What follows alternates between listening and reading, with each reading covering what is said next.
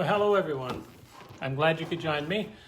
I'm here at the center again, and I wasn't able to go on earlier today, so I'm really happy that you can join me now at 3 o'clock. So happy to be here. Now, I'm Bob Jackman. I'm the teacher and virtues facilitator at the Charles J. Andrew Newton Family Treatment Center here in Shashashi. And we're on strategy 3, setting clear boundaries. Parent as authority. Okay. There's 5 strategies to the virtues program, and the first one we did was teachable moments, and our second one, speaking the language of the virtues, and now we're at the one that's called setting clear boundaries. Okay. So, when it comes to authority, what's a parent to do in the face of so much conflicting advice? In North America, there is more confusion about authority than perhaps any other issue of parenting. The relationship between parents and children has become confused, with parents feeling ambivalent about using authority and fearful of doing it wrong or damaging the child's psyche. So ambivalent, of course, is having mixed feelings, okay? Yet the lack of clear boundaries in a family creates a climate of constant arguing and power struggles, hardly supportive of anyone's peace of mind. Many parents wanting to do it right wonder how they can use authority without damaging a child's self-esteem. It's a legitimate question. So, they've listed 4 ways we typically relate to parental authority, each of which has great impact on the quality of life in our families. Now, they're going to list 4, but there's really 5. The 5th one I'm going to save for after we look at these, okay? Number 1, permissive, which in its extreme is a form of neglect, okay? This is ways of parenting, like parental authority. One is permissiveness, which we're going to look at today. The second one is dominant, and we'll talk about that one on Wednesday. The third one is democratic, which invites conflict and power struggles. That one we'll discuss on Friday. And then number 4, which looks like it'll be next Monday, sliding, which is to shift back and forth between all 3, leading to chaos. Okay. Now, the dominant one, number 2, it can be oppressive, okay? So, how do you parent? How did your parents parent you? Because that may have a lot to do with the way what your parenting style is now, So we kind of have to examine these and kind of see what would be the best way. All right, so permissiveness. Let's look at that one. Parents who tend to be laissez-faire and permissive avoid authority.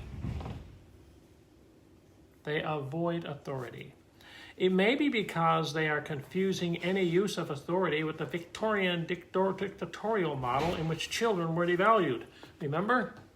Well, maybe you're too young to remember. I remember. Children are to be seen and not heard. Have you heard that before? Well, we know the difference of that now. But way back, that's the way it was. And the other one, I think, comes from the Bible. It says, spare the rod, spoil the child. Remember that one? Well, that was taken literally. And the rod was actually a stick.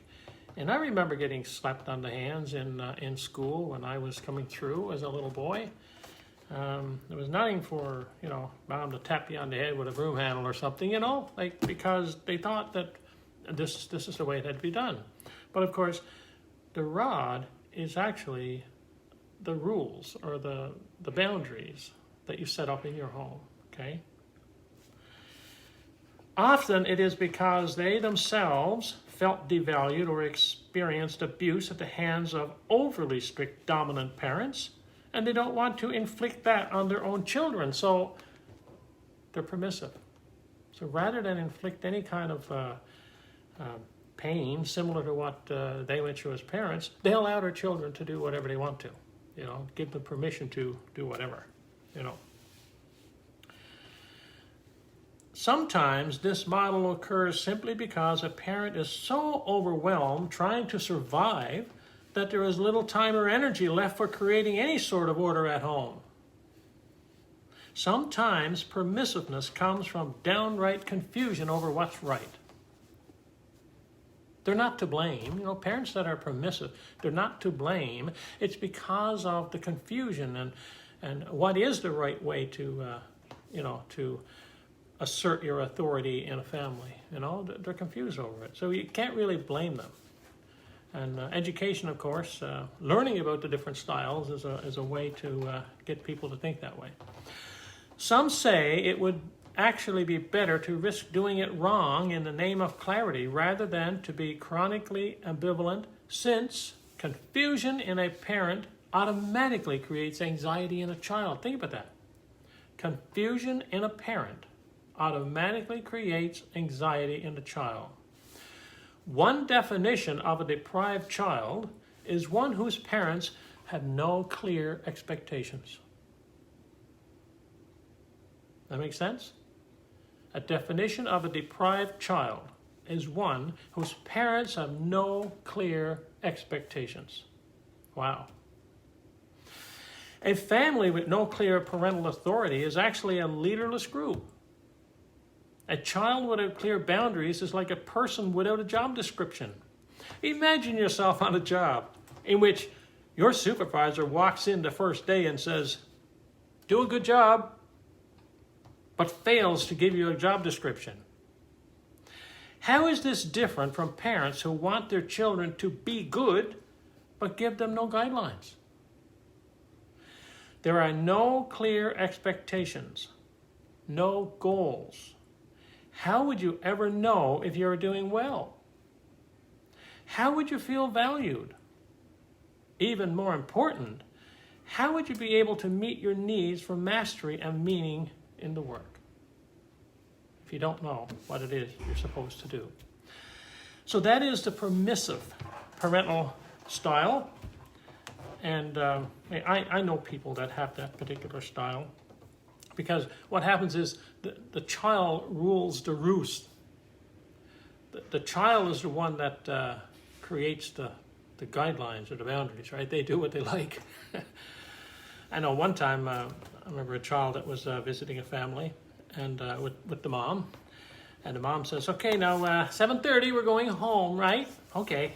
So they played around with their friends, and 7:30 came and says, "Okay, time to go at 7:30. I don't want to go yet." "Oh, come on, you said you would leave at 7:30, but I don't want to go yet." "Okay, well, 8 o'clock then, 8 o'clock. And 8 o'clock came, it was the same story. Do you know it was after 9 o'clock when they actually had to pick the child up, body and bones, and carry her out to the vehicle to carry her home? That's created by permissiveness, okay? So, 7:30 to 7:30, you're going, whether you like it or not, right? But no, mom kept giving in. So much more time, right? Anyway, think about that one in your family. Talk about it. Give some discussion to it. In the meantime, I chose a pretty appropriate virtue for today. It's called flexibility. Flexibility. Here's a quote for the virtue of flexibility. "Make me a tender herb in the meadows of thy grace, that the gentle winds of thy will may stir me up and bend me into conformity with thy pleasure in such wise that my movement and my stillness may be wholly directed by thee." Writings of Baha'u'llah. So what is flexibility? Get those straws, right? These for sticking in your drink, and they got a little ripple in them, and you can twist them any which way at all, right? That's flexibility. There's actually a video on the V channel, a Virtues channel, showing the the two straws, one without that little crinkly thing and one with it, and the two straws talk to each other. So interesting one to watch. I show that to the kids so they can understand a little better what flexibility means. So what is it? Flexibility is being open to the need for change. So if you have a permissive parental style, be open to maybe changing that a little as we go through, okay? Many unexpected things happen to us. We cannot control the things that happen. When upsetting things happen, this can be a message that we need to do things differently or improve ourselves in some way. Being flexible means that instead of just getting upset, you see difficulties as a challenge. You're willing to make necessary changes. Flexibility means not always having to have your own way. You are open to the opinions and feelings of others. With flexibility, you are willing to change your mind. If something doesn't work, you try a new way. Flexibility means getting rid of bad habits and learning new ones. You look honestly at yourself and decide if you need to change the way you are acting. Making changes doesn't mean you're losing yourself, only that you are becoming better. So how do we go about practicing flexibility? Or why should we practice flexibility? We'll look at that one first, okay? Why practice it? When you are flexible, you adjust and adapt. You keep making positive changes. When you're open to change, you can accomplish more. Instead of doing things the same old way, you think of new and better ways to do them.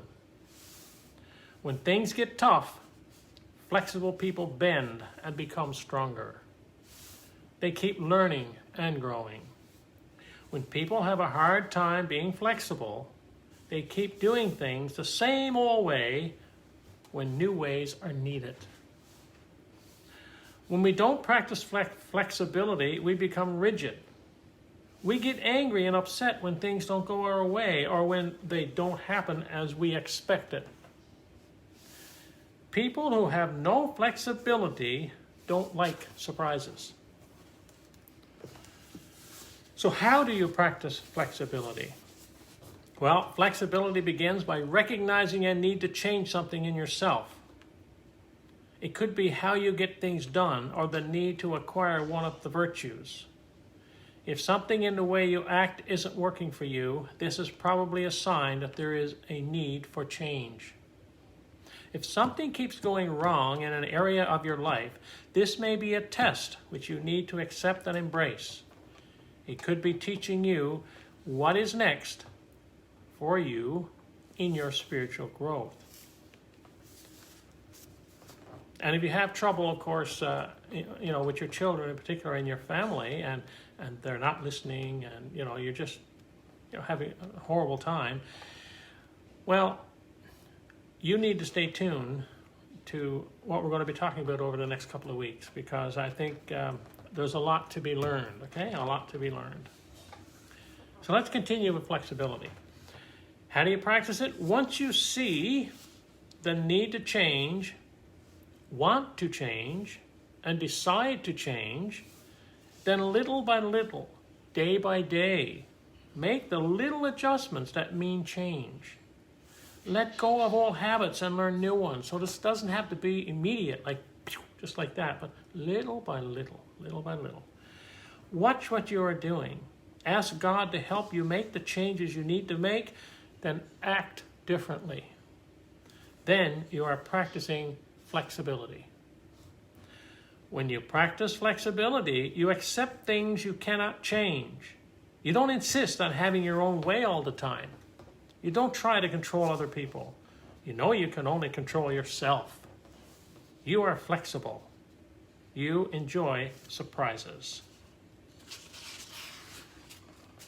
Well, congratulations. You are practicing flexibility when you are willing to change bad habits. You're practicing flexibility when you ask the Creator for help. When you try imaginative new ways of doing things.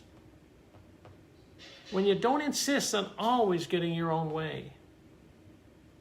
when you can adjust when something unexpected happens. You are practicing flexibility when you go with the flow, trust the unexpected. Here's an affirmation. I am flexible. I am willing to change myself for the better. I am open to new ways to do things. When trouble comes, I ask my Creator to help me learn from it. I welcome surprises. So there's the virtue of flexibility. And the reason I wanted that virtue today, of course, is because as we go through the different methods of parenting, I want you to maybe have that in mind, that maybe you can pick up some things, change some things, and maybe, do something a little different to, help bring peace, love, and stability in your family, okay? So a couple of little quotes here. Go with the flow. We just mentioned that one. That was anonymous. We don't know who said that one, right? How about this one by Jean de La Fontaine? He says, I bend, but I do not break. That's flexible. Change is just an attitude away. Change is just an attitude away. Remember, one door closes, another door may open. This one. And that one was anonymous too, by the way. And this one here is by Julia Cameron. I learned when hit by loss. I learned when hit by loss to ask the right question. What next? Instead of, why me? What next? Instead of, why me? Okay. I thought that was interesting. Here's one for you to think about with your family. What is it like to be around people who are not flexible? What is it like to be around people who are not flexible? I like this little thing here. Maybe, if you have a bunch of children in your house, you maybe could do this one. Put on some music and ask everyone to do one motion, trying to be as different from each other as possible. For example, hands clapping, turning in a circle, bending knees up and down, and so on and so on. In other words, being flexible. Not everybody got to do the same thing, but everybody do something different, right? But to maintain that flexibility. Well, the next parental authority type we're going to look at is going to be the dominant parent, okay? And we're going to do that on Wednesday. So tune in again, have a listen, and have a discussion in your family, okay? So thank you so much for being with me today. I appreciate it. And I look forward to being with you again on Wednesday. I'm not sure when. Maybe we'll see. Maybe 10 o'clock, but I'll certainly put the message out as to exactly when I'm going to be live, okay? Because I don't want you to miss it. So no more coronaviruses in Labrador. Let's keep it that way, okay? And stay safe, everyone, okay? Until Wednesday, bye for now.